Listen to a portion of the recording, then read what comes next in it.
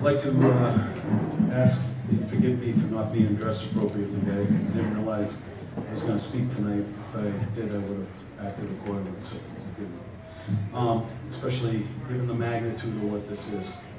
I want to just say that my mom's a twin, and that, briefly, in that I have cousins, and that I have a sister, and my cousins grew up in the projects, and I grew up in a neighborhood, and deep down in my heart, I knew the difference was I had a dad and they didn't. And so you guys should really understand that that's a very important thing. Sometimes in life, you just need a break, and that break is you guys. You're the break. You're the dad in the home.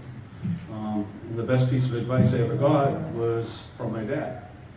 He said, if you're not going to get a college degree, you got to get a trade. I got a trade, and I moved on and was able to start a company and stuff like that. And flash forward 30 years later, and I'm teaching a plumbing course at college. And a father's place brings by a bunch of young men, a whole bunch, and probably 5 or 6, and they come in, and I'm talking to them about the opportunity plumbing has to afford them and the type of career they could have. I said, you might never be rich, but you'll always make a living, you'll always be able to provide for your family, and you won't have to worry about that. And I was particularly engaged with one young man, and so I was very excited when I was done because I understood I could have an impact on this young man's life. And so the first night of class comes, and this young man doesn't show up. Okay? And so I'm like, wow, I'm really bummed out. And I teach class for a couple nights, and then I get to know another young man. And he's coming all the way from Georgetown up to Conway, 4 nights a week, for 16 weeks straight, 5 hours a night. That's a tremendous commitment. I don't know if you guys understand how hard that is, but that's extremely difficult. And I find out, and I'm like, well, who's picking you up? And he says, my grandma, my mom, and my girl. They pick me up, and they drive me up here, they drop me off, they go home, and then they come all the way back up to get me. I said, well, they don't have to do that. A couple nights a week, I'll give you a ride down to Paulie's, and they can meet you, and they can drive. And so I didn't really realize at the time, but this was awesome because I got to know this young man. And in the course of driving him back and forth from school, after school, he would tell me the things he wants out of life.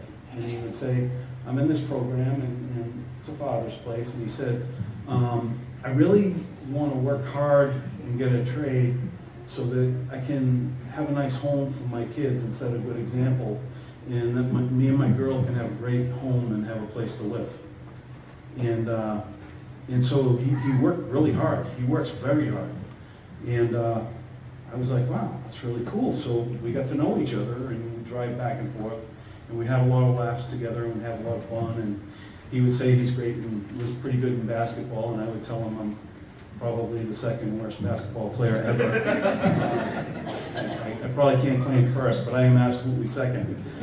And so we would drive back and forth, and I got to know him. And he went all the way through the class, and I would see the type of effort he would put in to the school while he was in there. He was always jumping in. Always, if there was something to be done, he was pushing people out of the way, he was jumping in, he was soldering, he was trying to hang pipe. He was doing everything he could possibly do to learn this trade. So it comes time, I'm the teacher, I have opportunity to hire the best guys out of the class. And I grabbed him. I grabbed one of the best guys out of the class, Eddie. And now he's yeah.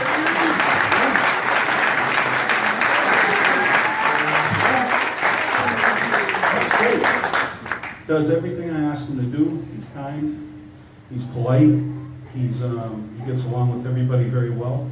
He works very hard, and press forward. You're doing the right thing. It's not always easy. It's just not. Anything in life that's worth it is hard work, and you're doing it. I'm very proud of you, and I appreciate you, and I want you to know that you're doing it. You're walking the walk. A lot of guys can't do that. They can't hang. They talk a good game, but you're doing both. You're walking and talking. You're doing it. And you guys all went through the program. You're doing the same thing. Press forward. The break in life your kids got are you. And listen, it's not about monetary things. It's, you know, we all need clothes and stuff like that. Most of the battle about being a dad is just being there. I'm telling you, my dad, I played more hockey than you can imagine. My dad dragged me from rink to rink to rink, and the day I remember is the day he dragged me out of school and we went fishing together. That's it. That's the best day of my life.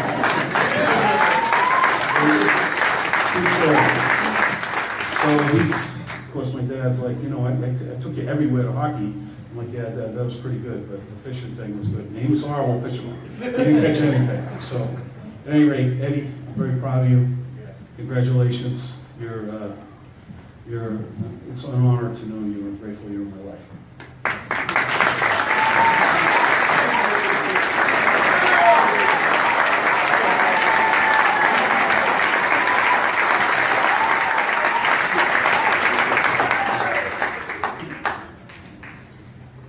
How y'all want me to say something after that?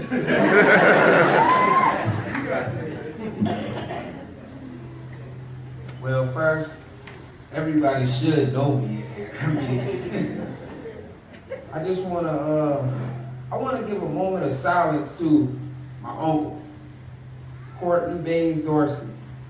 He's a hero. We honor him. And he lost his life trying to save his little brother's life. As many of you don't know, Hero 25, you will always be a hero in our family's life. So I just want to take a moment of silence out for that, please.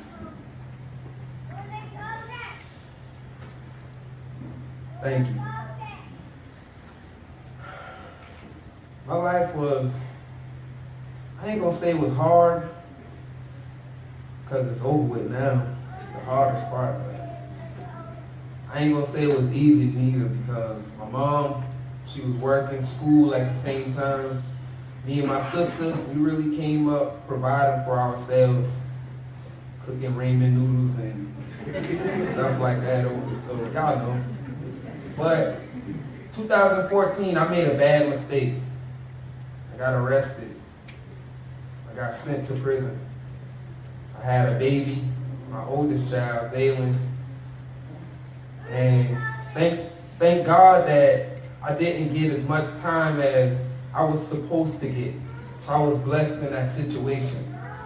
And one day I was sitting in prison and I called home. And it was like, we lost Courtney. So I'm thinking like, we lost Courtney? How you mean we lost Courtney? He drowned, saving his little brother's life. So I stopped, I think. I had 3 children at the time too. My 2 twins, they was maybe like 6, 7 months. They were a motivation to my life too. But when we lost Courtney, something said in my mind that it's not what you're gonna do or how you're gonna do it. It's just that you're gonna do it and you're gonna make it. And no matter what it takes, you're gonna make it. So when I came home, Mr. TC, Mr. Ronald McGinnis, Mr. Ford, Mr. Mark, they took me in.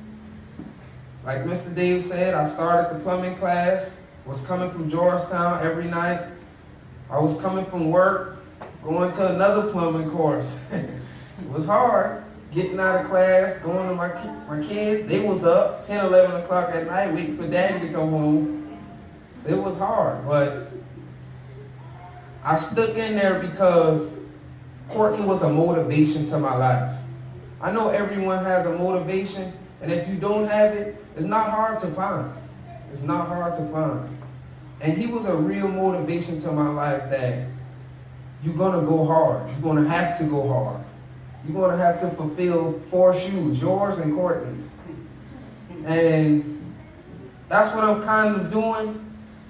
But at the same time, I really want to be an influence on younger men's life. Because I had my first child when I was 17.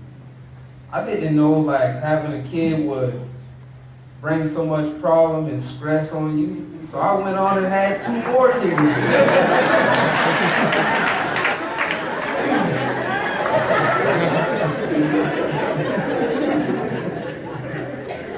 I'm 22 years old. I have 3 kids. I want to say that I'm blessed, and I know that I'm blessed because I'm not the type of person that if something comes my way, that I'm just going to stand down from it, or if this option don't work, then I'm just going to walk away from it. I'm the type of person that it's always more than one way to get around anything that you want to do in life. Anything. As long as you have a motivation, a drive, and 3 beautiful kids like I got, you can do it. You can do it. Anybody. It can be done. You're looking at a living witness. And like my mama used to always tell me, through the Lord Jesus Christ, who strengthens me, I can do anything.